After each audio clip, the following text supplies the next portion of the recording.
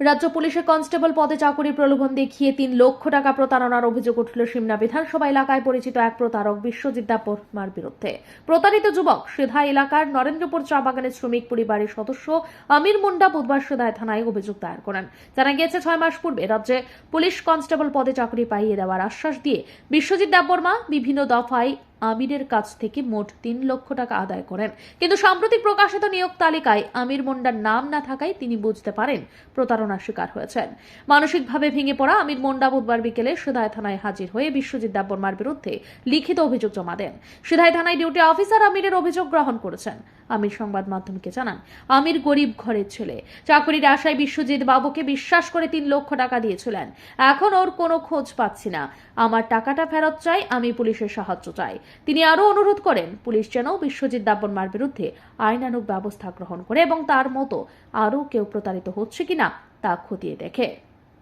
যদি সে আমি আমার বাড়িতে আসি সারে, আমি তোমাকে আমার এমন জায়গায় বলে করে চাকরি দেবো বলেছে। সে এলাকার মধ্যে কি হিসাবে পরিচিত? সে এলাকার মধ্যে সে পরিচিত বলতে আমাদের এলাকায় একটা কাগজ ঠিক করে দিয়েছিল পিআরটিসি একজনের, তার পরিচিতই আমি তার কাছে আশা করে দিয়েছিলাম। পিআরটিসি ঠিক করে দেওয়ার চাকরি তো দুটো তো এক জিনিস না। তো সাধারণ মানুষ যে চিটাররা এসে যে কোনোভাবে বলতে পারে টাকার জন্য, সে জায়গায় আপনি টাকা দিয়ে দিলেন, তাতে তো আপনারও গাফিলতি। এটা কি স্বীকার করেন? দুর্নীতিকে একটা প্রশ্রয় দেওয়া, এরকম ধরনের চিটারদের প্রশ্রয় দেওয়া, আপনারও তো গাফিলতি রয়েছে, সেটা কি স্বীকার করেন? হ্যাঁ, গাফিলতি স্বীকার করছেন যে আপনারও যে এরকম একটা দোষ রয়েছে? আমারও ভুল বলতে সে আমার কাছে আসেছে, আমিও দিব বলে করে। সে কি শাসক দলের কোনো নেতা না কোনো বড় ধরনের কোনো সরকারি সে তো অফিসার? বড় ধরনের, আমরা জানতাম যে বড় ধরনের কি বড় ধরনের কি আর সে বলতে উপর লেভেলের, সঠিক আমরা জানতাম না। সে আসে আমাকে অনেক ধরনের কথা, ঠকবাজ মিথ্যাবাদ কথা বলে। এখন সে কোথায় আছে? তার সঙ্গে কি যোগাযোগ হচ্ছে? তার সাথে কিছু যোগাযোগ হয় না, ফোন করলে ফোন রিসিভ করে না, কোনো যোগাযোগ তার সাথে হচ্ছে না। মোট কত টাকা দিলেন এবং কয় দফায় টাকাগুলো দিলেন? 3 লাখ টাকা দিয়েছি।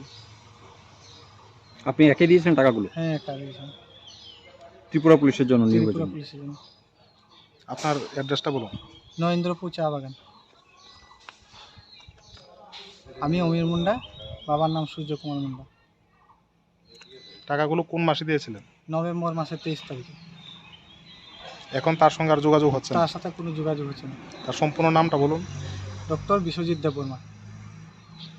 ভাইয়ের নাম বিনোদ দেববর্মা। বিনোদ দেববর্মাকে? তার ভাই। মানে কে সে কে, তার পরিচয়টা কি?